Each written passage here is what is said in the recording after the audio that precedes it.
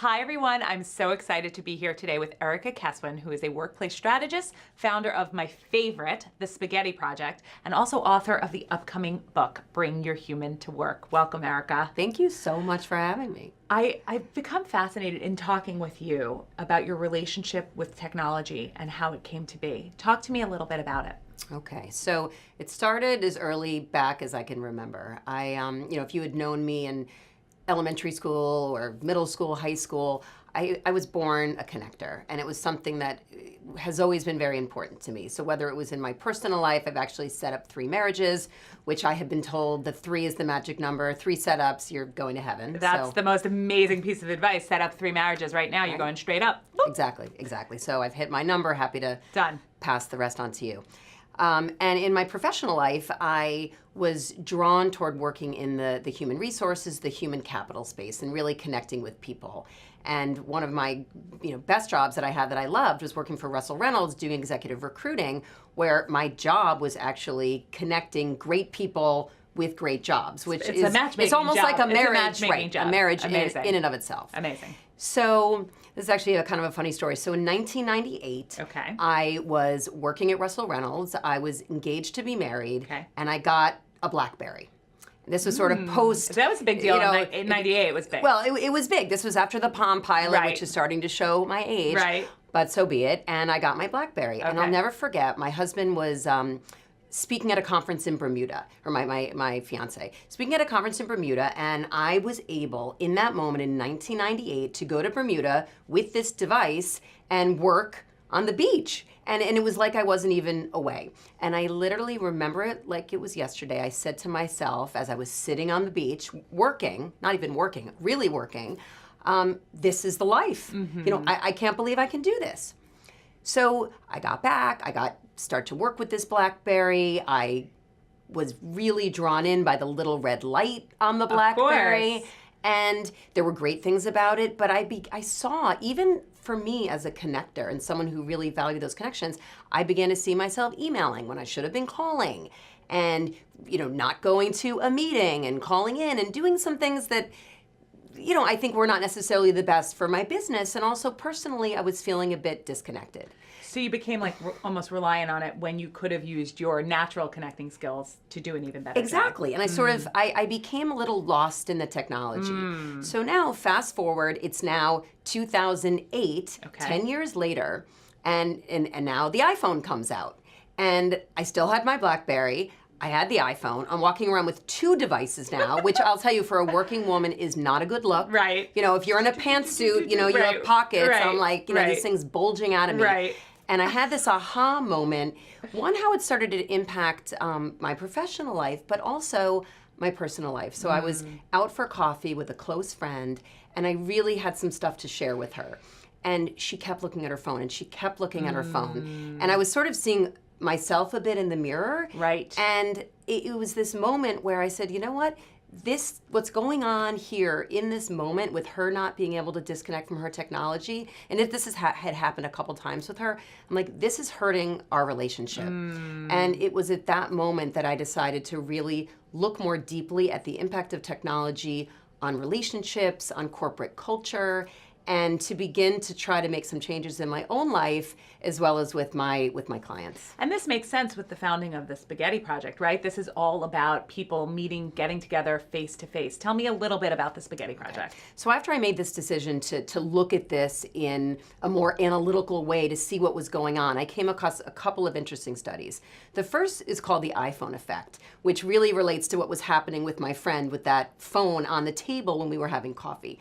The iPhone effect found that when there is a phone on the table, it dramatically reduces the depth and breadth and substance of the conversation. So it was putting science behind what I was feeling.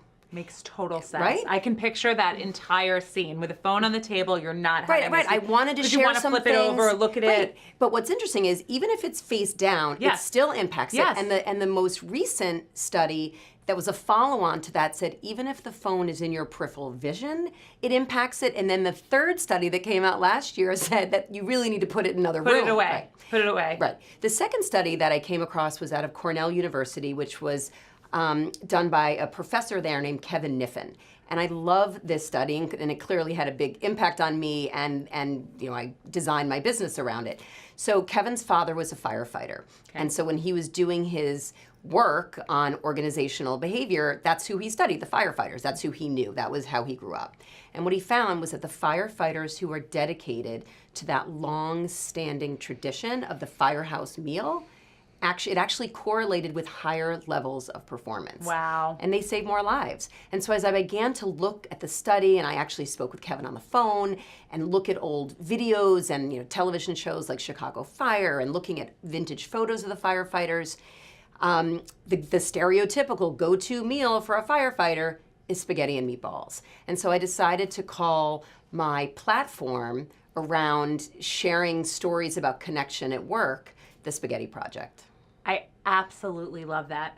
Now, Erika, just looking at this realistically in today's day and age, we can't completely abandon technology, right? It's a huge part of who we are, and I know that you advocate for that. But what I want to understand is that when we are balancing the real life connection, in real life, the face-to-face versus technology, how do we find the right balance? I know you have some tips for that. I do.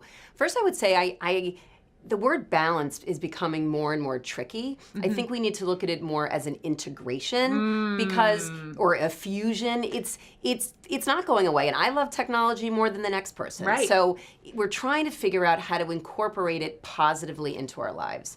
So the 3 tips that I have for people is first thinking about how do I find that sweet spot, which is leveraging all that's phenomenal about technology, but then also putting it in its place to ensure that we are still connecting in a deeper way.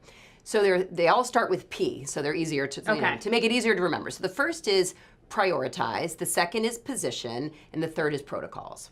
So the first is, how do we prioritize relationships and make sure that we're doing it and really hold ourselves accountable? So what I tell people to do is ask themselves this one question. How does your calendar reflect your values? How are you really spending your time? That's a tough question. It's a really tough question. Because the calendar's right there. You can look at it and see, but in black and white, plain, exactly what's happening in your life. And if you look at it and you find that you are not prioritizing relationships, it gives you the motivation to begin making a change. Yes. The second P is positioning. So how do we position technology to help us strengthen relationships? Because again, before you and I met in person today, we used plenty of technology to build a relationship before today. But as we know, now that we are face to face, that relationship is that much deeper. Absolutely. And so we need to think about, using technology for good. The third is a really important part, which is creating protocols.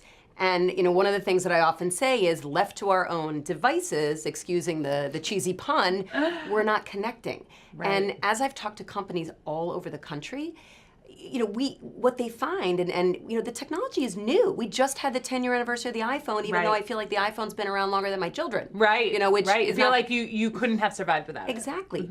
But it's 10 years. And so what I say is that it feels like the Wild West. And what do you need in the Wild West? You want to have a sheriff who helps to create rules of the road. So we need protocols. So that could be at work. Maybe there are no phones in meetings, or maybe there are phones only in the last or no phones at the dinner table. Right. It could be home or work. Maybe you anywhere. only bring out your phone for the last 10 minutes to do some calendar work before the next meeting. Yep. Or, perhaps when you have this is a funny one, which I can't believe people don't do, but when you have a Skype call, again, you're using Skype or Google Hangout to position technology because it's great to see people. Right. But the protocol is, people turn on the camera. Right. Absolutely. I think the video call is essential, actually. It's great, but you know how many people, and sadly, a lot the women, they don't want to turn on the camera. They're in Hong Kong. They don't want to get up in the middle of the night and put on their makeup. The men don't have to put on the makeup. Fascinating. Or at least most of them. So true. I think that those tips are really, really helpful in terms of establishing it. It's like you said, there are no rules for this yet. I'm so happy that you are one of the people defining that. Thank you so much for having me. Thanks, Erika.